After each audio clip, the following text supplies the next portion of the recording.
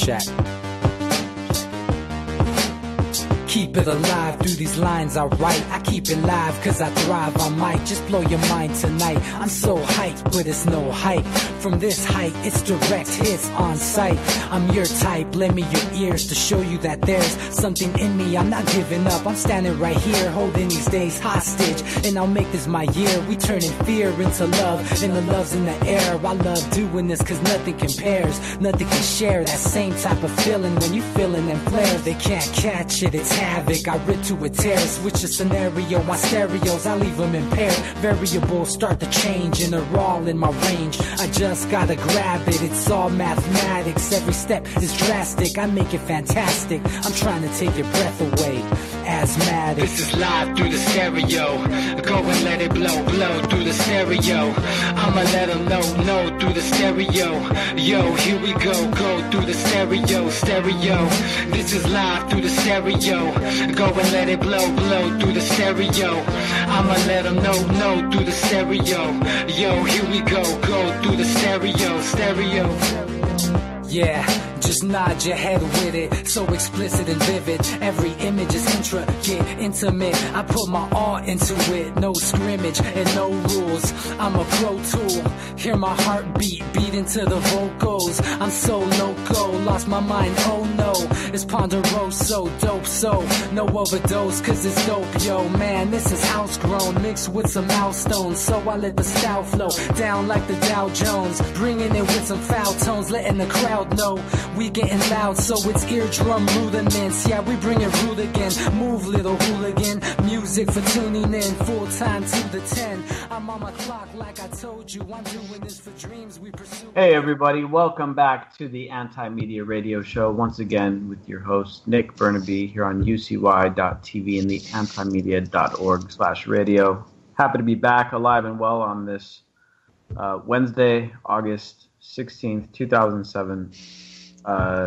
Crazy times in the U.S. and around the world. And there's just so much going on, and the velocity of the news cycle now has gained so much speed. I mean, between the whole Trump drama and the foreign policy kind of in overdrive because it's becoming more and more ineffective, and all this tension going on here on the home front, we're really experiencing some of the most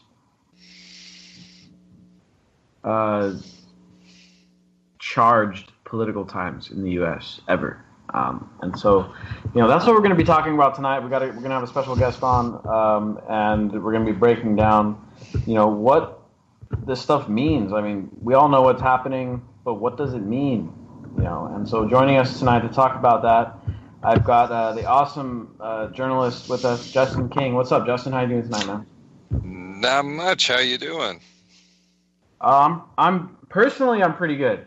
I'm pretty good personally. I went down to Tijuana last night. I live like 10 minutes from there, and went down there and kind of relaxed and had some great food and some great drinks, but the same, I guess, can't be said for people over on the other side of the country where shit is really, in some ways, hitting the fan.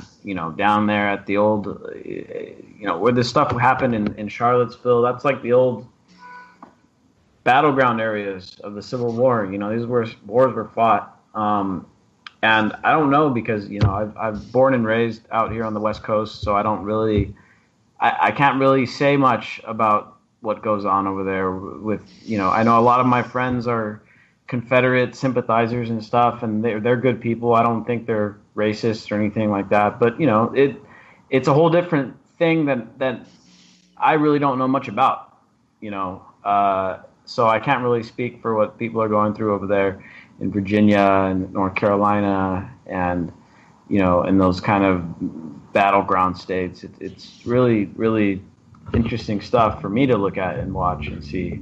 So I was hoping we can bring you on, see what you think about it, because you've always got some great insights about,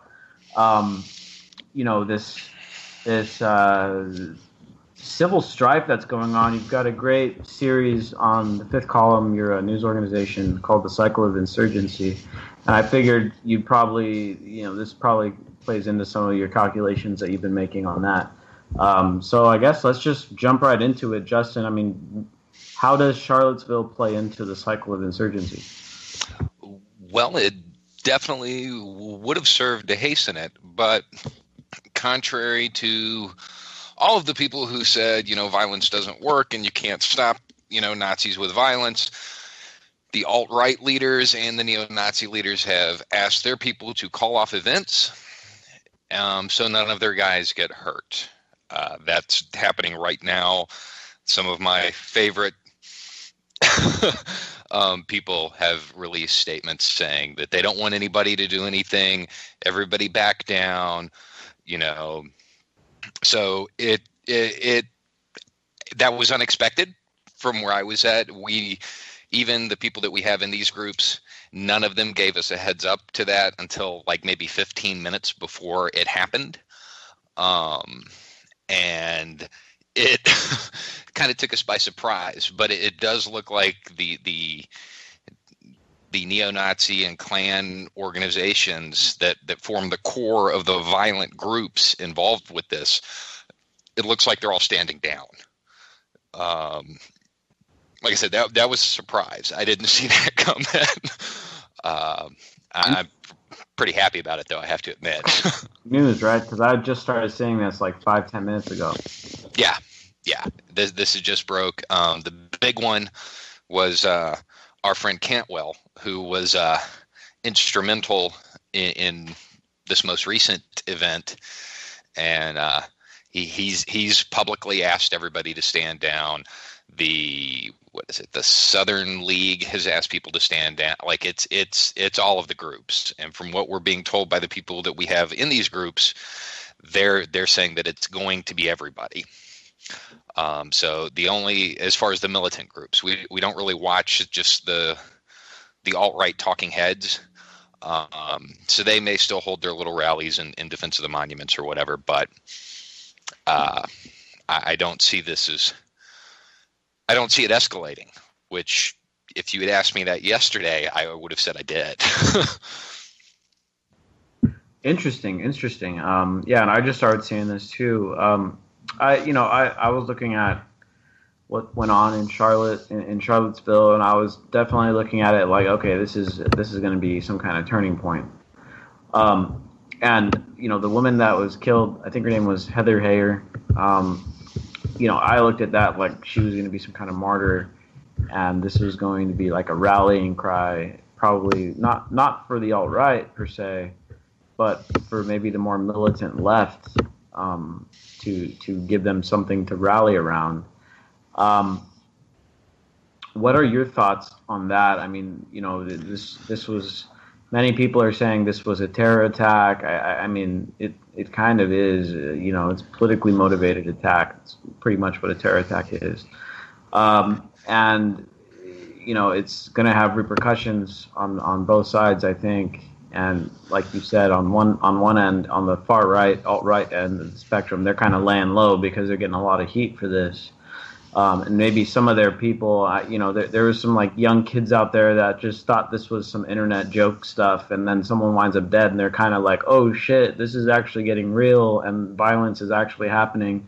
There was one video I saw where this kid got separated from his group, and he was getting chased around by like some Antifa people, and then he took off his shirt. He's like, "I'm just kidding, guys. I was just out here to have fun. I don't really mean it." Do you think this death will be kind of? You think that she'll act as a martyr for the left, Justin? I do. I think that regardless of the situation, I have a very specific definition for terrorism. It doesn't fall into that because I don't believe that it was intended for beyond the people in the immediate area. But I think that the way it was done, and it was done in a manner in which other terrorist attacks have been done, I think that the FBI is going to build their case around it, and I think that they're definitely going to attempt to frame it that way. I don't think that academically it wasn't a terrorist attack. legally, I think they're going to fry him, which I don't really have a problem with. You're not going to see me take the stand in his defense, but I do think that from the left's point of view, and I don't know much about her beliefs, but I think from their point of view, she's going to be adopted. She's going to be adopted by every group out there, whether they be anarchists or communists or whoever. They're going to be like, you killed one of our own.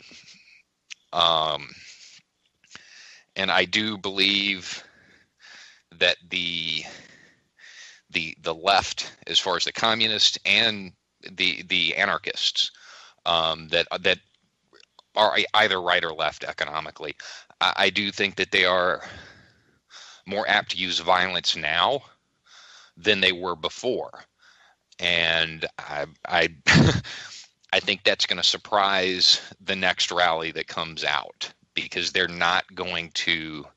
I don't see people simply pepper spraying and throwing bottles at people and stuff like that. I think it's going to be a little bit more organized. So my next question is, to me, I'm pretty surprised that this stuff hasn't even started yet, because a lot of these guys out there on both sides are already armed, especially more so on the right end of the spectrum, are pretty heavily armed. And then some of the guys on the left are showing up to these protests armed now, not with knives, but with guns. Do you think soon we'll start seeing people actually, like, in a more organized way, shooting at each other? I'm not sure, simply because of how things played out in Charlottesville.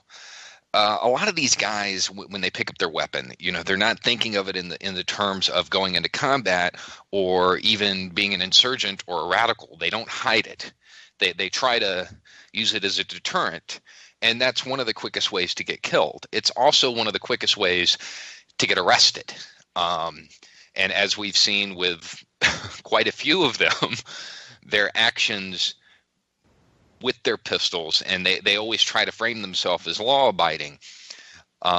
If you're accused of pointing your firearm at somebody in a Walmart parking lot, that's not exactly law-abiding. That's brandishing a firearm. And I think that as the legal cases around these play out, I think we might see less firearms on the right side, simply because they'll be worried about going to jail. The left, they laugh when they go to jail like this. That's kind of a badge of honor on the left side of the things. On the right, you can't claim to be for law and order and race and nationalism when your guys are getting arrested. So I think they're going to have to tone that down, or actually train and come up with some kind of rules of engagement. But I don't see them. They're not that organized. So. Interesting stuff. Let me bring in my panel here. I think we lost Jake, but I know I've got my longtime co-host on the line, DB Schwartz. What's up, dude? You there? Yeah, I'm here, man. I'm just listening. I have nothing to add, man. I'm just kind of over it, to be honest with you. Yeah, I don't blame you. This is... I honestly want to just blast off in a rocket ship. Fuck all these people. I think there's a lot of people that are kind of on that boat. At least blast off on the rocket ship to leave the United States. I know that's definitely the case for some people. And, people should always keep that stuff in mind. Maybe we'll see a rolling back of the tensions for a little while. Maybe we won't. But you should always have exit plans and stuff in order in case things get real nasty. Yeah. Because, we need the people who are actually smart enough to be aware of this stuff to be able to survive, so that we can have smart people on the other end of this. So, Justin, you're pretty damn good at predicting this stuff, and you've been predicting a lot of the unrest that's been happening lately, just on all sides, really. Just a general state of unrest and uneasiness in the United States. What do you see coming? I mean, what do you see happening, next? I see the one thing I can tell you for certain is that the anarchists are going to start oddly enough, organizing and training in militant manners. This just a couple of days ago, I gave a little self-defense demonstration with Derek Brose's tour, and one of the guys put it online, and I want to say 60, 70 messages from people asking me to come and show them how to do it and teach a class for them. And I've done the same demonstration before, and I've never had that kind of response. I think that the anarchist community specifically, not just the left anarchist, I think they're tired. I think they're tired of it, and I think that they are more willing to defend themselves than they were 6 months or a year ago. I think that they're tired of watching law enforcement side with the right wing and not defend them. And then we've had high profile people get injured. And, you know, I think that that's feeding into their desire to kind of up their game. And I can't say I'm upset about it. I think that everybody needs to learn that. So, yeah, that's a great point, dude. People are starting to try to organize, and I think, you know, Derek's tour, you know, he came through here in San Diego, I think like 3 weeks ago or so, and we had a really nice turnout, and you know, Derek is kind of leading the way and spreading the message of, you know, real agorist-based freedom, which I think is probably the most effective, you know, route, economically speaking, to push forward on some more freedom-based ideas that are non-political. And you know, I talked about this on my last show about how politics is really the leading factor dividing people and making people kill each other. And it really has been. Human beings, I guess the largest, you know, the biggest killer of human beings outside of natural causes and mosquitoes is probably politics, you know. And of course, the most obvious thing, especially with the current, you know, conversation. Don't forget sewage, Nick. Don't forget sewage. Yeah, poor sanitation is bad. It kills us. But, you know, obviously the Nazis killed millions of people. And then, of course, Stalin, you know, killed a lot of people. And politics seems to be the main reason that gets people to kill each other. And so that's what is so great about Derek's message. And it's been resonating with me more and more lately as I've kind of become less... Demo side, Nick? Wasn't less it demo political. side? Yeah. How many hundreds of millions of people have died in the last, what, like 100 years because of governments? Yeah. World wars and just genocides and all these things. And that's what I find so great about Derek's message and the Conscious Resistance Tour is that it's very much, you know, non-political. And, you know, that to me is what is going to, in the future, that's going to be the thing that we can get people to work together with. Because, you know, if I learned anything from Charlotte, it's that if you disagree with someone politically, that's now grounds for killing, right? Like people are, you know, a lot of people, especially on the alt-right, are like not even sad that this woman was killed. They're like cheering it on. Mm-hmm. Or that you know, or that she deserved it because she was some kind of, you know, repugnant leftist or something. Well, the one thing that when I was watching it unfold, and we had a couple of different people there, and we were getting messages back, and we're kind of doing the whole, you know, control center thing. And the one thing that I really took away from it was the way that should have gone down, looking at it from a tactical standpoint. The alt-right should have wiped the floor with the counter-protesters. That's looking at it pragmatically and looking at what was available on the ground and the assets in place. That's what should have happened. What we discovered was that these guys are very aggressive up to a point, and then the second somebody responds, they stop. And I think I think it's very telling. I think it has a lot. It shows a lot about the people involved in this movement.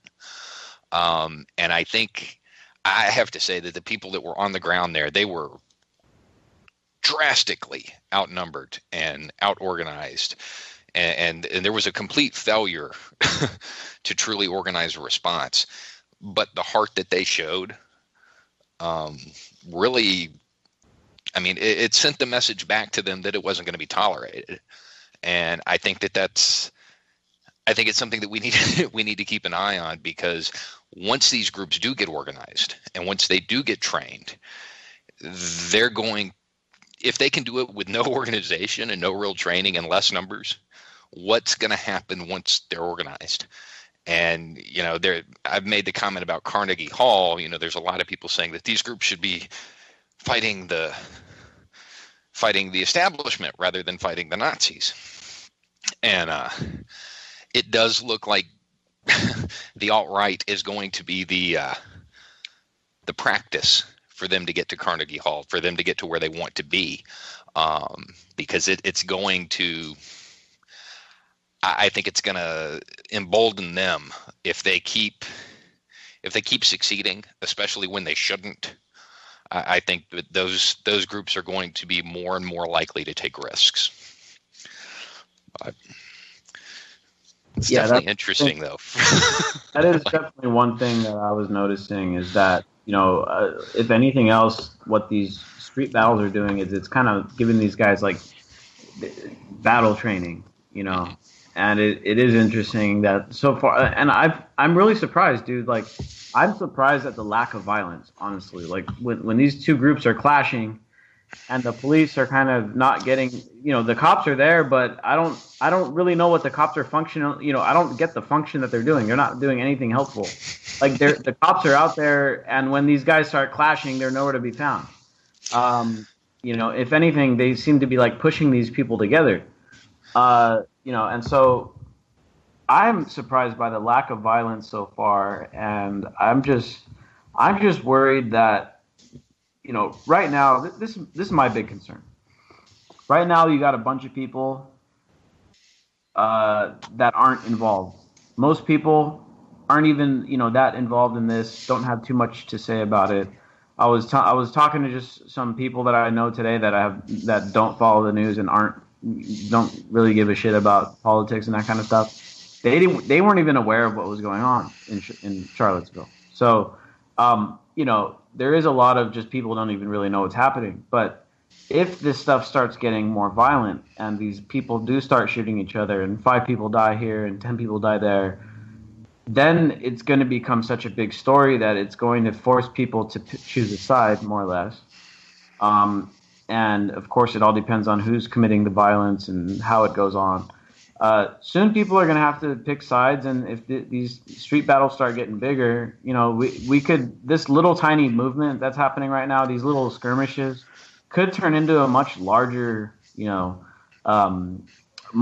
conflict. And I guess the interesting thing is that a lot of this, at least now, is playing out over these Civil War monuments. I mean, it's interesting that, we're starting to see what could possibly be the opening shots of the new Civil War getting played out based on the old Civil War. I mean, are these old wounds that still just haven't healed? I mean, are these old scars that are impossible to, reconcile, or what? I mean, this is to me like very, very, historic. It's like history repeating itself. And again, I'm over here born and raised on the West Coast. I don't really have much, I don't really have skin in the game when it comes to this North versus South, this old rivalry that goes back hundreds of years. I mean, is that what's going on? Are we seeing some repeating of history? Could this blow up into an actual civil war, or do you think this is just going to remain little skirmishes like this? I think it could escalate far beyond what it is. As far as the northern and southern thing, I grew up in the Deep South, and there are 2 types of Southerners that have a Confederate flag. There are hardworking Southerners that have it, and most of them in this category, they literally are so oblivious to any kind of systemic racism or anything like that they don't even associate the two. They associate it with Gone with the Wind and this romanticized version of the South. And then you have the hate groups. The problem is, a lot of times, just the good, hard-working Southern folk, they don't realize that they're getting sucked in and played by these groups. And I don't see it escalating into a civil war in the traditional sense, but I think the closest thing historically that we can relate it to is, you've got the far right that does have the silent consent of the government in most areas, and then you've got the counter protesters, which view themselves as a resistance movement to this. The only thing historically similar to that is the rivalry between the IRA and the UVF. In Ireland, everybody talks about the IRA. Those are the Irish Republican guys, the guys trying to break away from the UK. But there was, and there still is, a loyalist group. And basically everything that we're seeing now played out. There were marches through each other's territory, which had minor skirmishes, people getting, cut, stabbed, beat, stuff like this. And then eventually it escalated. And they would attack each other's clubhouses, blow up each other's bars, stuff like that. And a lot of what we associate with IRA terrorism in the 60s, 70s, and 80s wasn't actually directed at British troops. A large percentage of it was directed at these loyalists, paramilitaries is what the BBC called them. Of course, the British Broadcasting Company called the loyalist paramilitaries, the Irish were terrorists. They engaged in the exact same activity. And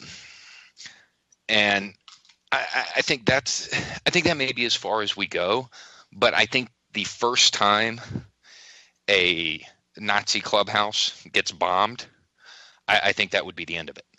I don't see it escalating beyond that, because for most people, these guys, they're not freedom fighters. Most of these guys don't actually believe the stuff they're saying. Most of them are in it for an identity. You may get in a fight to be cool. You're not going to get blown up. You actually have to have some kind of belief for that. And I don't see it with most of them. So. Interesting, man. What I was kind of thinking is that this is kind of like it's kind of like a continuance of the 1960s civil rights stuff, where you had the several events led to like the civil rights movement starting to gain steam, and then there was like a bunch of pushback from like the KKK and a bunch of people who were opposing the civil rights movement.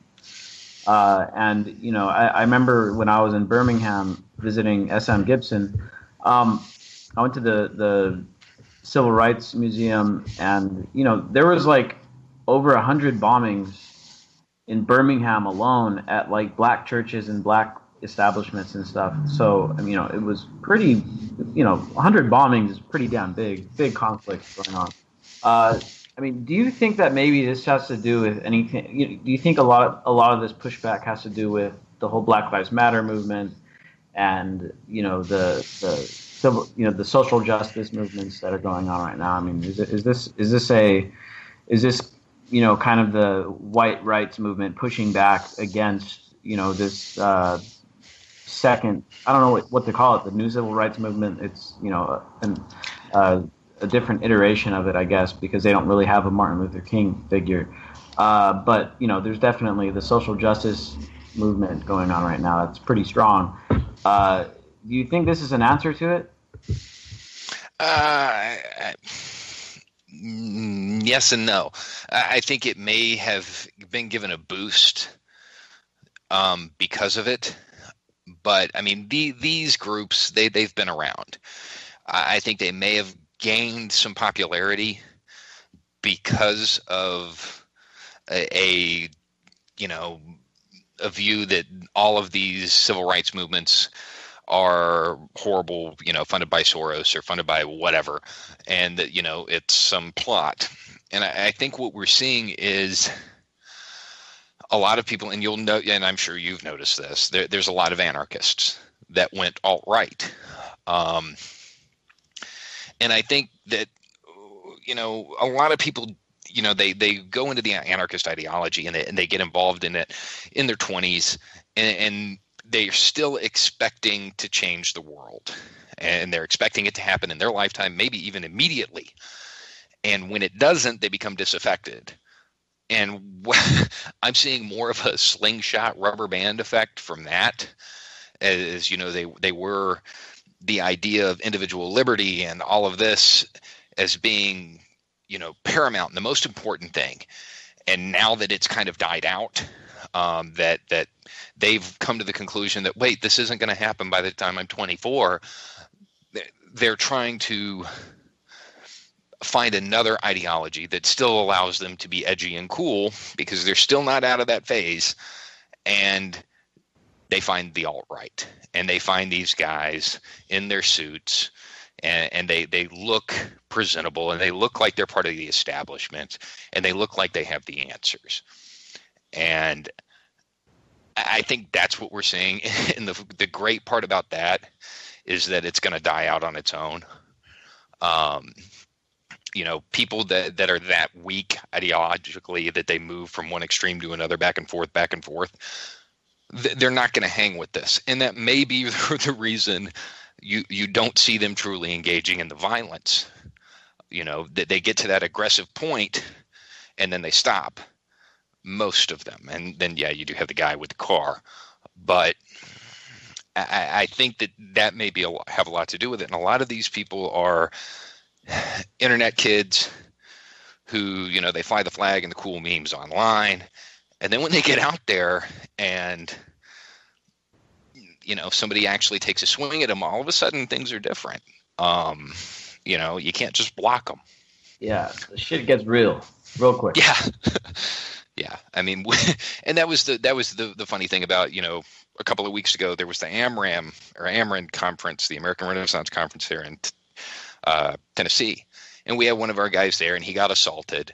And I don't know if you guys have ever met John Carrico. This guy he's like such a peaceful individual. And he's not, if you're going to go pick a fight with him, you're obviously looking for somebody that you think is going to just lay down and take it. Because just the way he carries himself in a peaceful manner.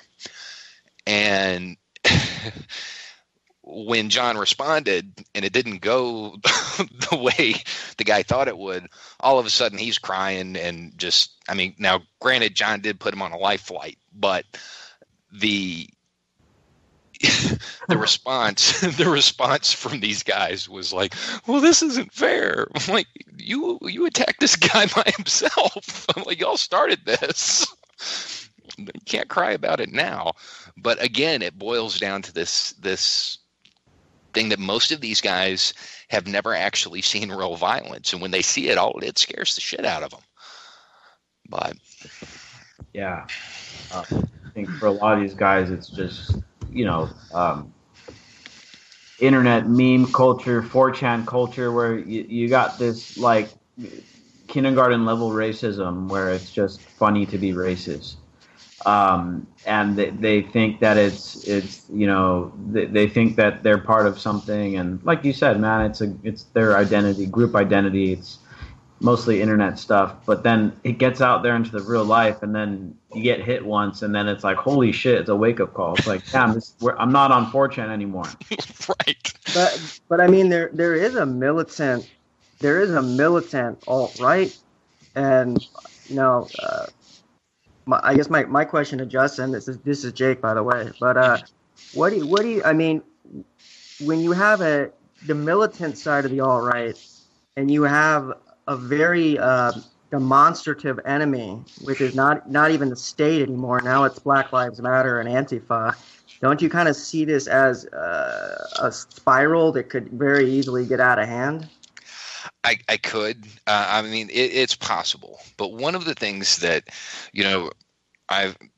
we have a couple of people that feed us information that are inside these groups. I mean, we wrote an article about it. Yes, that's still going on. No, you're not going to find out who they are. we got the DD-214s, basically the permanent record from the military of a lot of these guys. None of these guys were warriors. These guys were mechanics. They were cooks. They were the militant side of them is being led by the support side of the military. Yeah. Just found out that one of the head organizers was a recruiter for the Marines.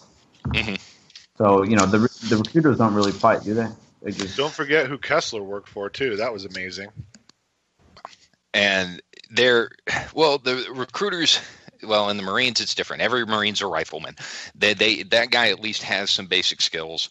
And a recruiter can end up there out of any other job. He kind of gets it's like a special assignment. But by and large, when we went through them, we found 2 people with combat experience. One of them had done 4 months in Iraq with the 82nd. That was the only person that really had any real experience in fighting. And he was also one of the people who got his ass whipped up there in Charlottesville. But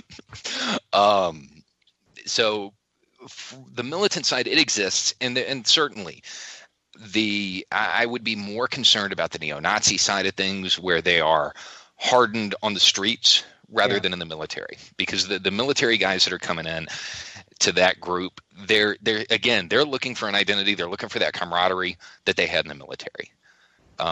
When you compare the military guys that are on that side versus the anti-racist side, it's night and day.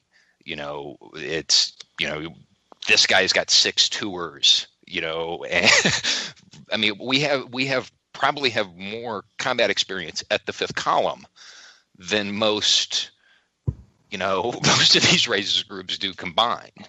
And that should tell you something. There's not a lot of it over there.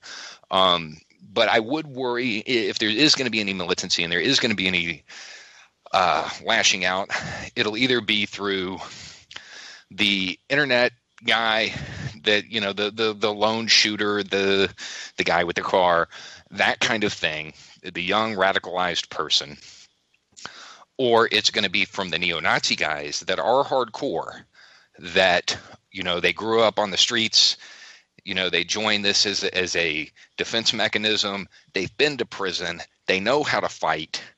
Those people I would worry about a lot more than the guys that left the 3%ers to join this far right movement. Where can we see this demonstration you talked about? Awakened Cincinnatians put it up. Okay. And we are going to do at some point, I have no idea when, because it's going to have to be a couple of days, or at least one full day. And we're going to do a class, and we'll announce it ahead of time, so anybody that wants to make it can make it. But Awakened Cincinnatians has it up.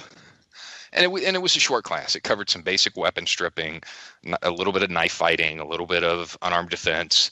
And the one thing I noticed, even in the class, was, normally people are like, wow, that's cool. When I'm looking out into the crowd. When I'm looking out into the crowd this time, I see them actually trying it. They're like, okay, how does this work? And I was like, wow, things are getting a little bit different. And these are the peaceful people. These are the guys that, these are the guys famous for feeding the homeless, for cleaning up parks, and they're gearing up. And that should be a sign that I think the pendulum is going to shift as far as which side has the upper hand militarily. Interesting. So the other variable that I want to talk about, because this is going to be a fixture of these protests and stuff, is the militia, the militia presence. I didn't see too much footage down there, but from what I saw, the militiamen remained relatively neutral in this whole thing, and it seemed like they were actually doing more to keep the peace than the cops were. Yeah. Militias in the South, especially during the 80s and 90s, they were rife with racists. I mean, you couldn't go into any of those groups without experiencing something you probably don't want to experience.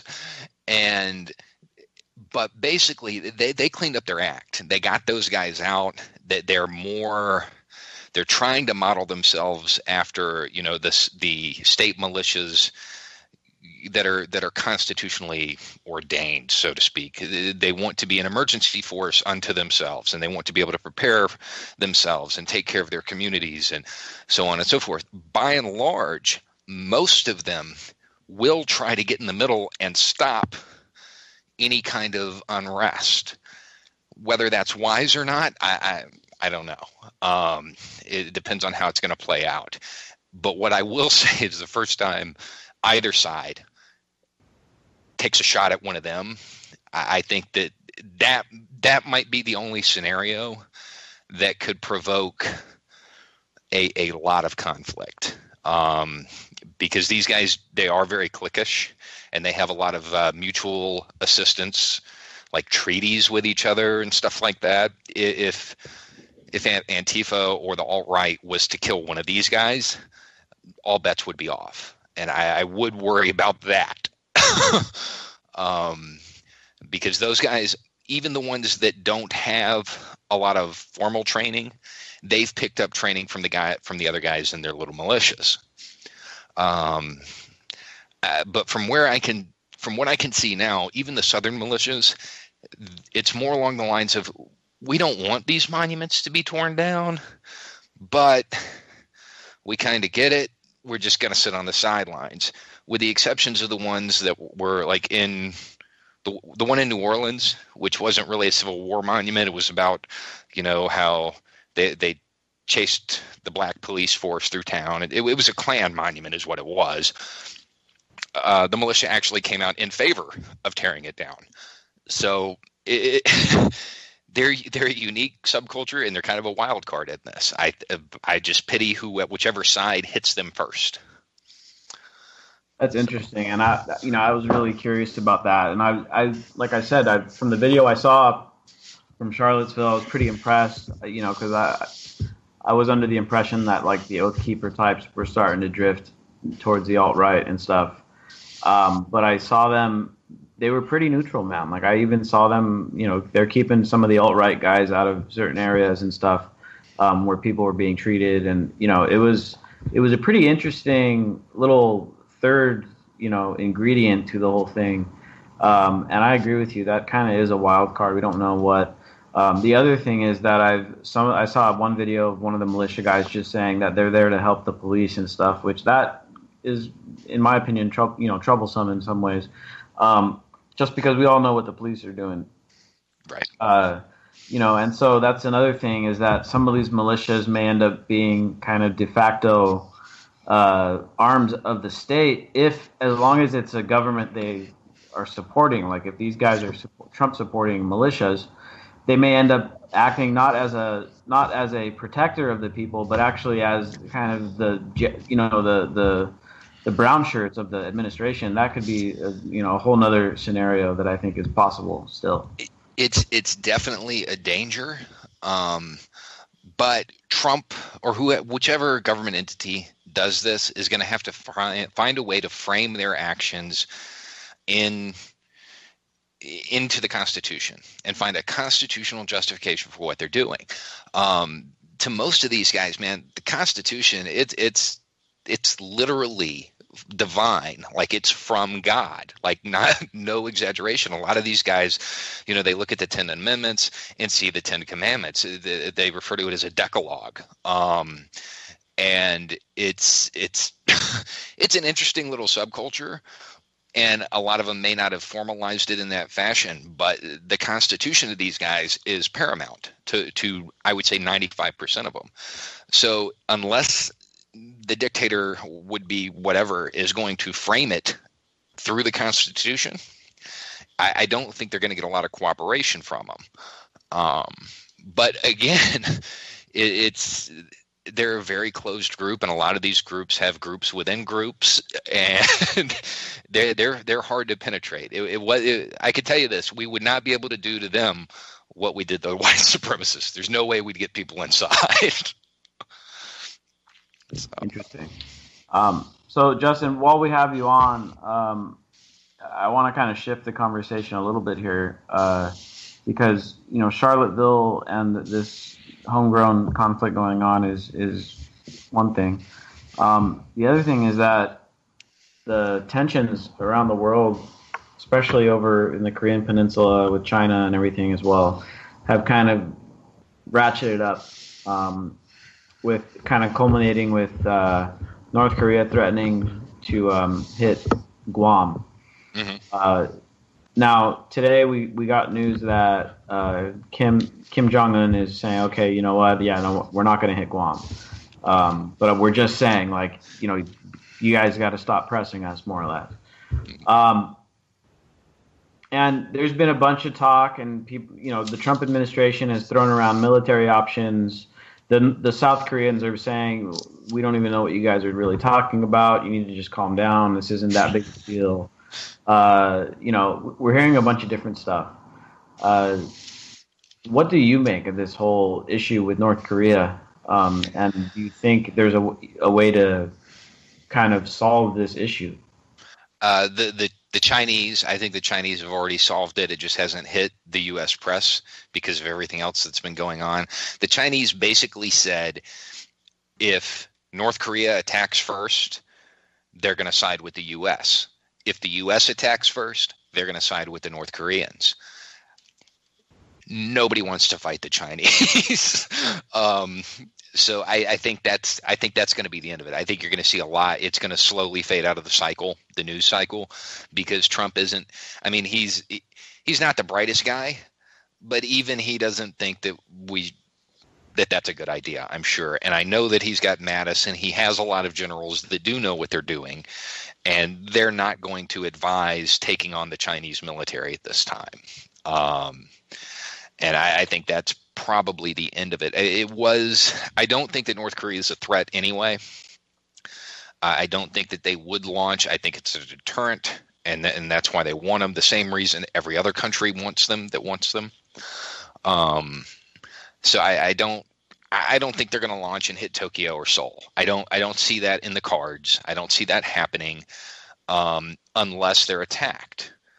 And I don't, which is funny because that's the justification for it. Well, if they attack, or if we attack them, then they'll launch. Well, pretty simple. Don't attack them. That's, this is basic nuclear doctrine. That's what, it worked for a very long time with the Soviet Union. It will work with North Korea. And, bring up a great point too, is that, and the thing that I'm saying is that North Korea is actually a pretty logical state. I mean, it's acting logically to acquire a defense mechanism to keep the U.S. from, doing what it did to Libya, basically, right? Right. And the problem, I think the big problem is, first of all, of course, the brinkmanship from the politicians with, Trump and all of his rhetoric and all the presidents before him, Obama and, Bush, all the rhetoric there. But the media has just, it's always broadcasting this, Kim Jong-un threatens to nuke, D.C., or Kim Jong threatens to drop a bomb on San Francisco, or whatever it is they're saying. They always frame it like that, but the reality is that he's threatening retaliation from if the U.S. tries to do something, regime change against him. So it's a very logical stuff, but the media is constantly selling it as, this crazy lunatic on the other side of the world is always threatening to bomb everybody. You guys need to just be completely scared of this guy. But from what I can tell, Kim Jong is he may be eccentric and he may be, strange, and he may try to get his people to worship him like some kind of deity. But he's not illogical. He's not as crazy as the media tries to paint him to be. No, I don't think he is either. And I his staff, they're bright as well. None of his generals are going to want to launch against the United States. They know that means death. And I think if he ever gave that order, I think they'd kill him. Unless they were actually being attacked. And I think our generals are smart enough to know that if we hit North Korea now, just North Korea, it would be extremely costly, and we could probably win. There's a lot of, the U.S. military is the greatest military on the earth, blah, blah, blah. But there's a lot of factors that go into combat, and weather, terrain, the fact that we fought in this climate before, all of it, and it's all going against us. So it would be a very costly war just to fight North Korea. With the addition of China saying they will defend them if they're attacked, if the U.S. strikes first, we wouldn't win. And I don't mean that in the sense of like, it'll be really hard. I mean, we'd lose. We're not going to be able to beat them both. Their logistical train is right there. Supplies, we're going to have to bring stuff over. It just wouldn't happen. We would not defeat them, and the war would spread all over the Pacific Rim. So Yeah. with that in mind, I would think that the generals of both countries would keep their leaders in check, because nobody wants to lose a war. Yeah, that makes a lot of sense, and that's the kind of the paradox that we're in right now, is that there's not much the U.S. can do to North Korea without drawing in China, which is now the big equalizer around the world. It's China has filled that niche that the USSR has filled, and some. I think China in its current stage is more powerful than the USSR was, at least from every aspect except for military technology, nuclear arsenal and stuff. But China, they have a hell of a time feeding their people too, man. I think that's kind of an undercurrent a lot of people aren't talking about. Is China is literally busting at the seams. Mm-hmm. Yeah, and China is a big equalizer, and as the U.S., the U.S. kind of went over it past its prime, and it went over its peak, and now we're just trying to patch up holes, hoping that we can stave off the next financial crisis long enough. But the U.S. is losing its momentum and its strength and its influence around the world. Of course, Trump was elected because of that, and he's actually made it worse. And so other countries are going to be filling those gaps. And, just recently, Mexico was announcing that it's now, because of all the uncertainty it's facing with NAFTA and all that stuff, Mexico is striking major trade deals with China. And so China is picking up the slack economically around the world that the U.S. is kind of relenting. So this is going to be, we're going to, we all, at least for me, I grew up mostly with the United States as, the one and only superpower.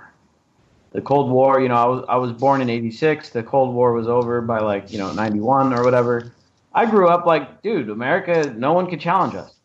But that's all changed now. Like, China is now quietly able to put us in check. And, I think you're right with North Korea, dude, with the statement that China made just, I think it was last week, about what they'll do, where they actually stand as a deterrent on both sides. So they told, if North Korea did attack the U.S., we wouldn't even have to go after them. I think China would deal with them. Right. And the Chinese, they actually did something that it was amazing. From my background, I'm looking at it, I'm like, oh my God, that was genius. They, it's their 90th anniversary of their military. So in all of this, tensions and everything, they just move their parade rather than say we're deploying troops. They move their parade out of Beijing to like 400 miles or 400 kilometers from the North Korean border. So then they have a legitimate reason to have all of these troops and everything massed there. And then they just didn't send them home. So they got everybody in place without raising any alarms. And I mean, it was brilliant. It really, and I'm thinking, yeah, this is, we don't want to fight these guys. I mean, they outmaneuvered us before it started. I mean, it was good. Yeah. Yeah, and we talked a little bit, a couple episodes back, we did a little more Korean history stuff. But, that was the last time that the United States fought Chinese troops. U.S. troops versus Chinese troops was over in Korea.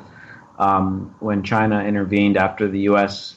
Initially pushed north through what is now North Korea and towards the Chinese border. China intervened and their troops pushed U.S. forces and U.S.-backed forces back to the 38th parallel. So that really is the last time that we fought over there, and so that also adds just another interesting historical wrinkle to this whole thing, is that there's history there between U.S. and Chinese troops, battling it out. So it's interesting, but I think you're right. I think for now this problem is taken care of. It's going to quiet down. I'm sure maybe in 6 months to a year from now there'll be some more. Oh, Kim Jong-un did this and Kim Jong-un did that, but I don't know. Maybe they overplayed it too, because it would the media was so aggressive with it that people are just like, okay, like, when is something going to happen? Because you guys keep saying something's going to happen. It's almost like when you hear Netanyahu talking about Iran getting the nuke. It's like, hey, you guys have been saying they're a month away from it for the past 20 years. When is the story gets old after a while? People just stop listening to it. And that's kind of what I feel like is going on with the whole North Korea thing. It's just winding down now because it's just not going anywhere. So yeah. That being the foreign policy, obviously, just it doesn't stop. We've been pushed back from the Syrian front a bit, and the CIA is stopping its program of arming the Syrian rebels and stuff, and the refugees are starting to go home to Aleppo and the rest of Syria, and so that's being pushed back. The U.S. has kind of been put in check in North Korea. That's not going to happen because China would intervene. I mean, by all measures, U.S. influence is shrinking pretty quickly, it seems like, or at least our ability to assert ourselves wherever the hell we want. Justin, do you see this? Are we seeing a more rapid decline of U.S. influence around the world right now? Because to me, that's kind of what it seems like. Yes, I think we are, because we still have force projection. We can still put our people on the ground anywhere in the world in less than a day. The problem is we've done that so much, and we've left detachments behind in all of these countries that we don't have the manpower to do it. Right now we don't have enough officers. If you're college educated and you walk into a recruiter's office, you're gold. Like, they're going to be like, here, what do you want to do? They'll let you pick your job. You can basically write your own ticket because they don't have enough officers, and because they have all of them committed, and they have to create these new divisions and all of this. And it's not economically feasible for us to do it. We're not getting we're behaving militarily like an empire, but rather than the government extracting the resources and the money that comes from an empire, we're letting corporations do it, and then we're giving them a tax break. So we don't ever actually see the return on the investment. So the American empire is collapsing because it stopped behaving like an empire. I have no idea how that's going to play out. There's so many variables there that we have no clue. What I would like to see happen is for us to bring everybody back. But I doubt that's going to be on the table. But yeah, man, and this is something we've been talking about. The balance of power, the pendulum swings, right, and it's swinging towards Asia right now. China is going to be the economic powerhouse. Japan is basically automated everything at this point. Interesting time. It all I'm on my clock like I told you. I'm doing this for dreams we pursuing, but call it a reality cause there's no illusion. This is live through the stereo. Go and let it blow through the stereo. I'ma let them know through the stereo. Yo, here we go through the stereo. This is live through the stereo. Go and let it blow through the stereo. I'ma let them know through the stereo. Yo, here we go through the stereo.